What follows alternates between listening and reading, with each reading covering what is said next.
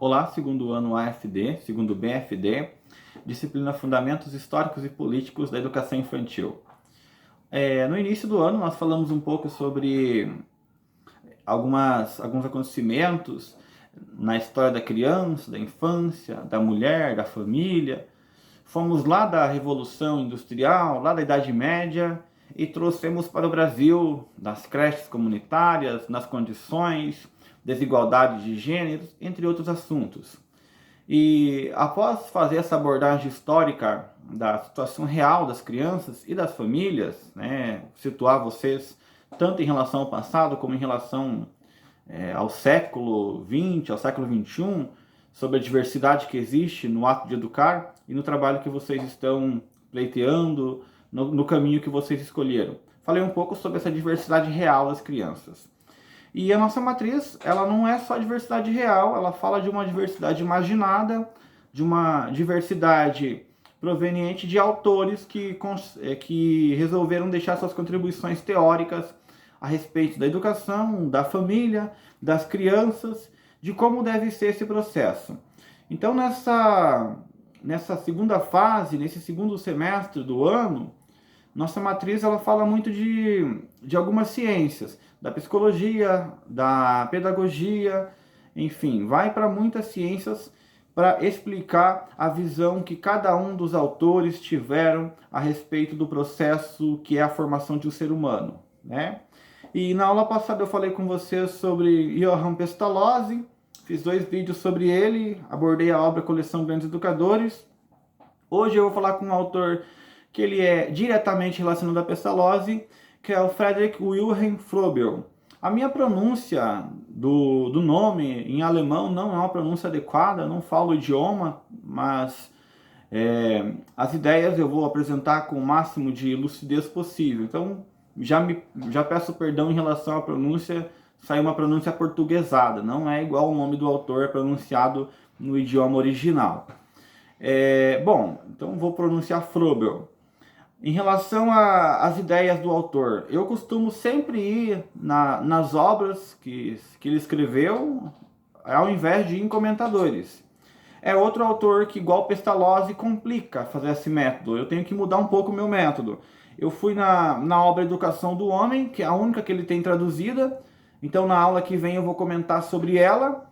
E primeiro eu quis comentar a coleção Grandes Educadores do MEC 2006, que é uma coleção que eu tenho usado para todos os autores, né? Afinal, foi o MEC que escolheu as pessoas capacitadas no autor para fazer as abordagens, os apontamentos e oferecer trechos de obras não traduzidas para que possamos compreender a ideia do pensador em questão. Eu mandei uma apostila para vocês, ela está paginada, contém 18 páginas, desde os textos dessa coleção Grandes Educadores e da obra Educação do Homem, como as resenhas que eu fiz após a leitura das referidas obras. Bom, é outro que está no contexto bem do que nós viríamos a chamar como a Alemanha hoje, né? Que a Alemanha, como vocês bem sabem, é um império dividido em vários reinos. O reino da Prússia é, com certeza, o reino mais influente, mas há subdivisões, não é um país organizado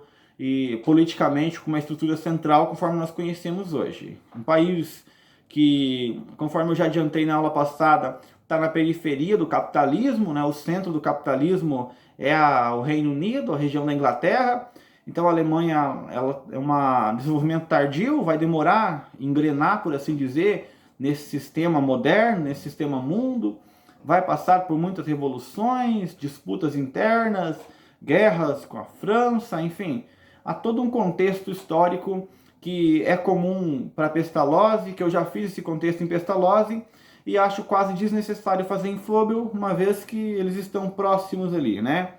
Bom, o que o autor nos fornece? Ele é um dos que reforçaram essa ideia, e foi fundamental, da criança como uma sementinha, do jardim de infância, da criança que precisa ser cuidada, precisa ser desenvolvida. Ele também tem uma pedagogia chamada pedagogia da esfera, do qual estipula, dentre outras coisas, né, resumindo bastante aqui, que a formação do homem, ela tem que ser aliada com a formação da natureza. Então tá bem junto do Rousseau, mas não só, né? A natureza tanto complementa a formação do homem, como o homem modifica a natureza. Então é uma relação dialética, né? Uma espécie de... A ideia da esfera é uma ideia muito boa para apresentar a teoria dele, e é uma referência que ele utiliza.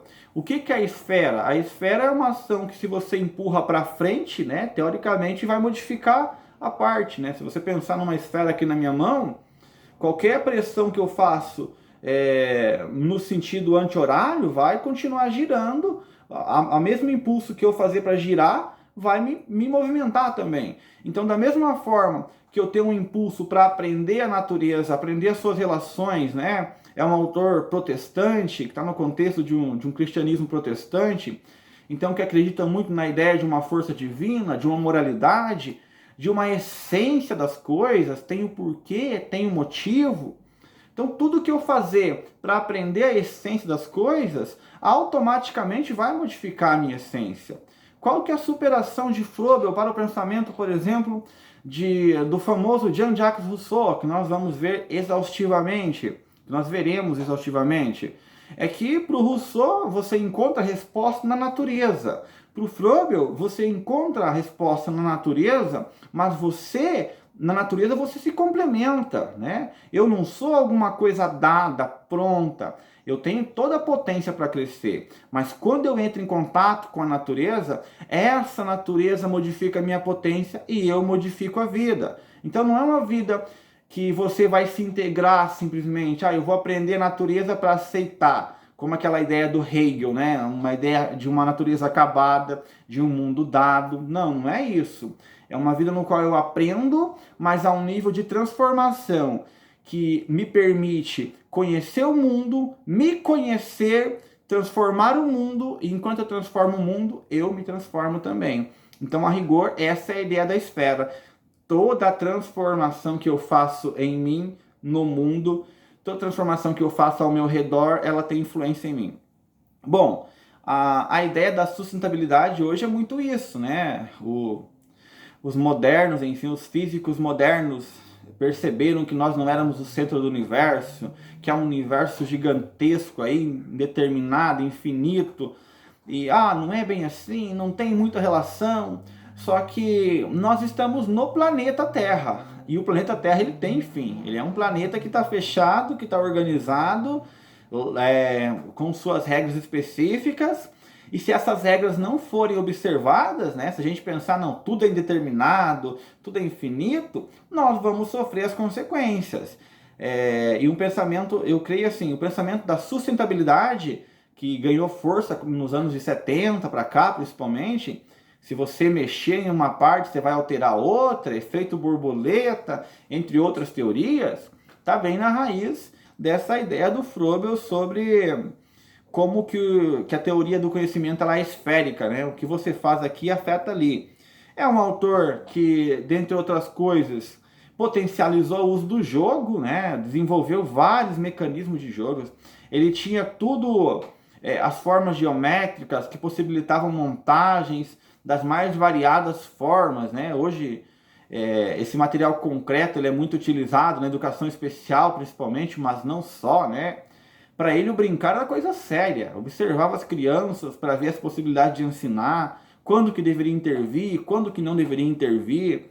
O binômio liberdade e responsabilidade, que mais tarde Montessori vai aprofundar, vai tornar célebre por trabalhar essas questões, também já estão presentes na obra do Froebel, que tentou assim colocar em prática as suas teorias, mas o seu tempo não era propício para isso. E já me permito entrar na obra, comentar um pouco, para que possamos não ficar somente em minhas palavras. O que eu falei até aqui? Ele está no contexto da Alemanha, é um autor que de certa forma entende que a educação tem que ser relacionada com a natureza, mas não é uma relação passiva, é uma relação ativa, no qual você transforma e é transformado. Então, rigorosamente é isso aí. Na página 3 da apostila que eu enviei, Froebel, apostila completa, é só você ver que tem 18 páginas, não tem como você errar. E vou mandar umas resumidas com comentários também, não é só essa maior não. Fala sobre a infância e adolescência dele, como ele perdeu a mãe cedo, e ali ele foi criado pelo pai, o pai casou de novo, não teve esse afeto em relação à madrasta, foi meio que esquecido, por assim dizer, e até que ele usa o termo assim, a aurora sinistra dos meus primeiros anos, ou seja, foi um período bastante difícil para o autor. O Pestalozzi perde o pai e ele perdeu a mãe, né? Anos de aprendizagem, a ideia dele era ficar, trabalhar no campo, viver no campo, alguém que não tinha horizonte para além disso, e aí fica nos prados, nos bosques, pensava em estudar para ser agrimensor, ou seja, fazer medições, fronteiras, essas coisas, que era importante para a época, né? Principalmente para o mundo agrícola. E ele vai para estudar, chega aí para a faculdade, volta para ajudar o pai, já moribundo, enfermo, e assim é a vida do Froebel. Foi trabalhar numa escola, né, no Origem, eu estou lendo em anos de aprendizagem, tá? Se você quiser me acompanhar. Foi trabalhar numa escola em Frankfurt, aprendeu um pouco sobre o método Pestalozzi. Pestalozzi foi fundamental para o seu desenvolvimento da sua teoria.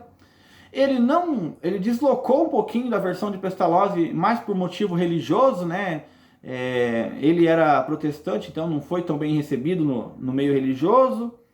Foi ali na página 4, que lá o modelo de educação esférica, o modelo que ele propunha, no qual os alunos aprendiam entre si, não é aquela transmissão vertical do professor para o aluno.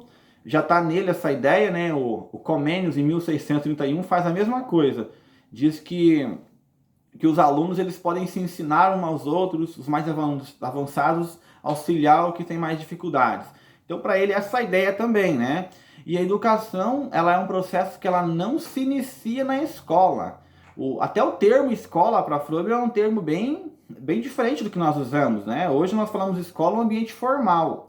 Para Froebel, uma escola é aonde você começa a aprender. E o começo tem que ser na casa, tem que ser já na família.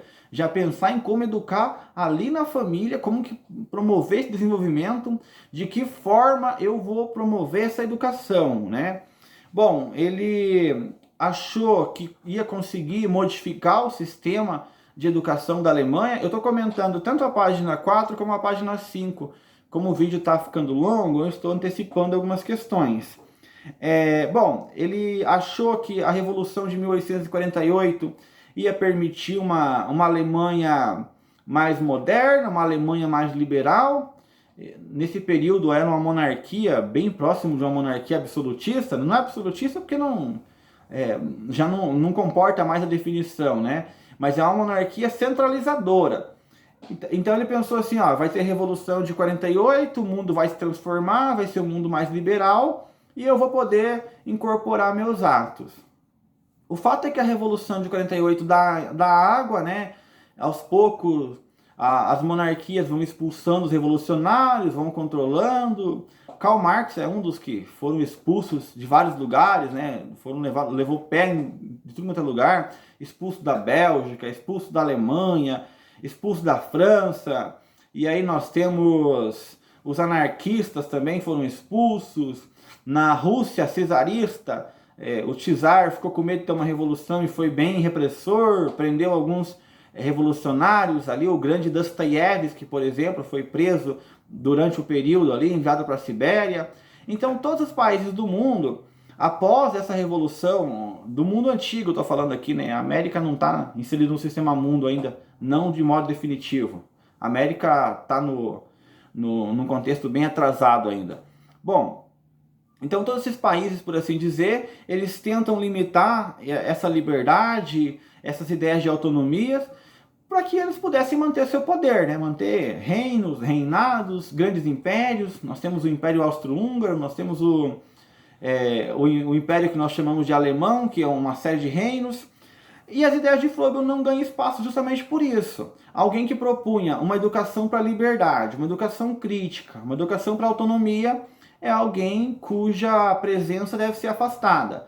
Então, em cada momento que um regime centralizador toma conta do poder, dificilmente você consegue implementar uma educação libertadora, uma educação em que o indivíduo não é educado para obedecer regras, mas para refletir sobre o mundo e para transformá-lo. Então, a a esquerda vai perdendo força, né? A direita mais conservadora vai ganhando força. Nesse momento, apesar disso, a gente pode dizer assim, nem a esquerda nem a direita tem tanto espaço nesse universo, mas eles estão todos juntos ali tentando fazer com que os imperadores, enfim, cada título diferente em cada região do mundo ali, com que eles deixassem o poder, mas eles não abriam mão do poder. Por isso que o Frobel, de certa maneira, ele tem a sua teoria revogada totalmente.